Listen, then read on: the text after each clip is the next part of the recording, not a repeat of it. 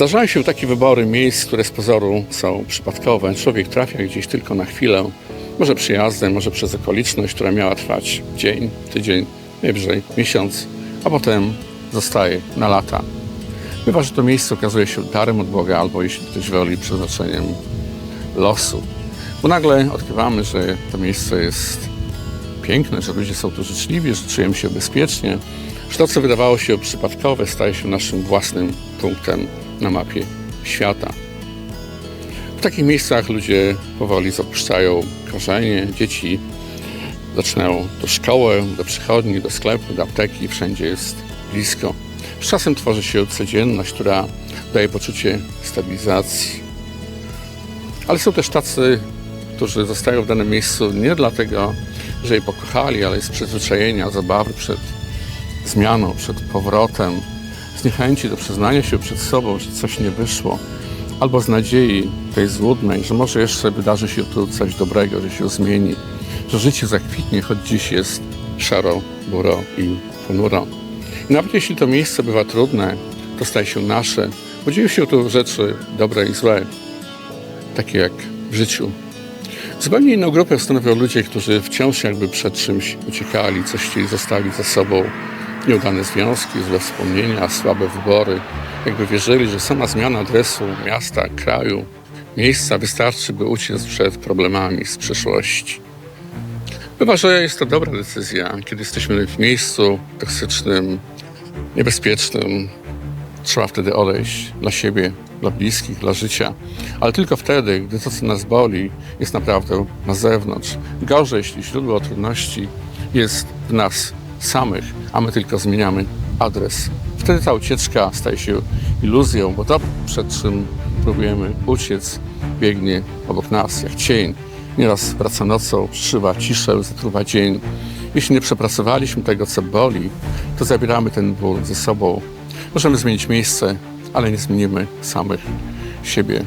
I właśnie dlatego, zamiast uciekać, lepiej się zatrzymać, spojrzeć w oczy tym demonom z przeszłości, rozsupłać te węzły, wypić gorzkie piwo, które sami naważyliśmy, naprawić, jeśli kogoś skrzywdziliśmy, a przynajmniej pozbierać skorupy z pobitego dzbanka. Nie udawać, że tego dzbanka nie było. Tylko wtedy, gdy zostawiasz po sobą porządek, możesz naprawdę ruszyć dalej.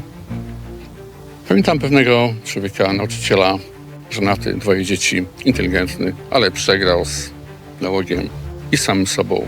Alkohol i kolejne romanse sprawiały, że co jakiś czas pakował rodzinę i zmieniał miejsce. Praca, dom, otoczenie, wszystko nowe, ale scenariusz był wciąż ten sam, bo siebie brał wszędzie ze sobą. Miejsca, tak jak wszystko, co widzimy, dzielą się na te prawdziwe i te udawane, fikcyjne. Są miejsca autentyczne, naznaczone historią, emocjami, ważnymi zdarzeniami, w sensie historycznym, w sensie personalnym. To może być ławka w parku, na której ktoś usłyszał po raz pierwszy "kocham cię", pole, na którym rozgrywały się ważne wydarzenia, ulica dzieciństwa, pełna zapamiętanych zapachów i dźwięków. Te miejsca mają swój emocjonalny ładunek, prawdziwy, ludzki, pełen wzruszeń, wzlotów, upadków. To nie tylko punkty na mapie, to emocje, które nadal tam krążą. Ale są też inne miejsca, te stworzone na pokaz, udrasowane, przypudrowane, kiczowate, takie, które udają coś, czym nie są. Przykładem takiego kiczu mogą być galerie handlowe, w których w dzień pełne świateł, dźwięków, zapachów są kolorowe, błyszczące, głośne, ale wystarczy, że zapadnie noc, wieczór i zgasną światła. Nagle ich pustka bije po oczach. Sztuczne rośliny, sztuczne dekoracje, sztuczne uśmiechy, jak w filmie. Tyle, że nic tam nie dzieje się naprawdę. Albo taki balkon Julii w Weronie.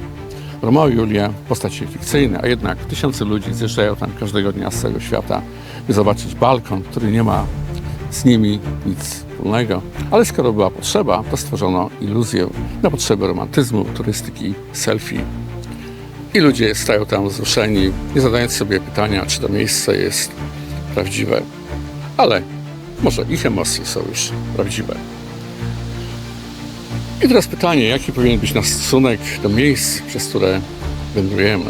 Oczywiście są miejsca piękne, są miejsca brzydkie, ale ich prawdziwe znaczenie bierze się nie z wyglądu, lecz z naszych emocji. To nasze wspomnienia, sukcesy, porażki, spotkania z innymi ludźmi, rozmowy nadają miejscom wartość. Same w sobie są martwe, to my je ożywiamy.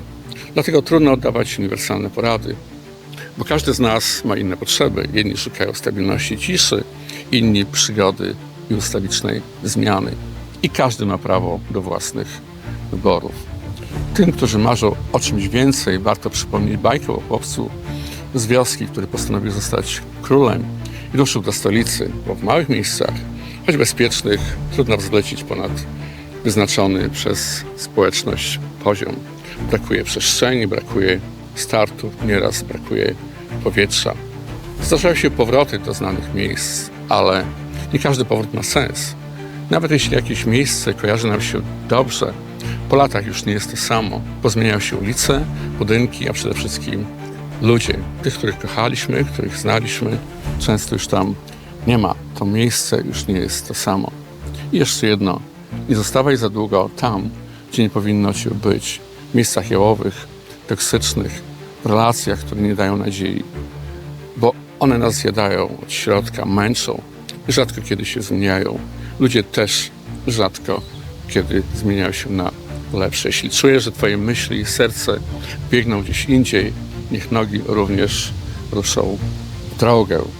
Niektórzy kierują się przesłaniem: szukaj miejsc, gdzie trawa jest bardziej zielona niż przy twoim domu. Tyle, że ta zieleń nieraz bywa złudna. Nowe miejsca mogą być piękne, ale czy będą twoje?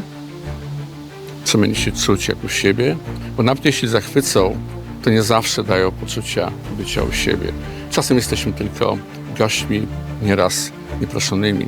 Czasem tęsknimy za czymś, czego nie da się już odzyskać. A mimo to warto podróżować. Nie tylko tam, gdzie zapraszają katalogi Booking.com. Warto zobaczyć różne miejsca, spotkać innych ludzi, inne kultury, inne religie. To lepsze niż niejeden uniwersytet, bo wtedy rozumiemy, jak różne są światy i jak wiele możemy się nauczyć od innych ludzi.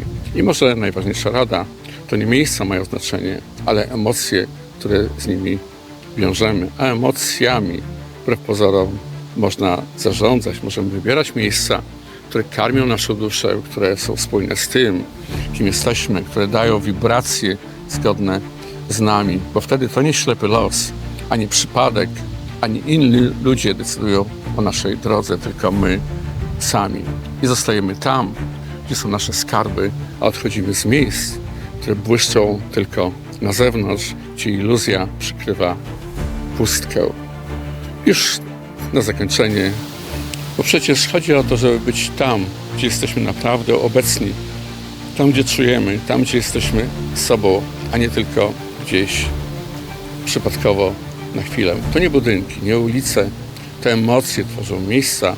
Jeśli potrafimy nad nimi zapanować, możemy lepiej wybierać, gdzie chcemy być i z kim. Bo życie to nie przypadek.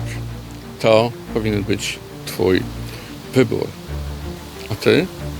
Czy to miejsce, w którym obecnie jesteś, to twój wybór? Czy po prostu tak wyszło? I na zakończenie zagadka.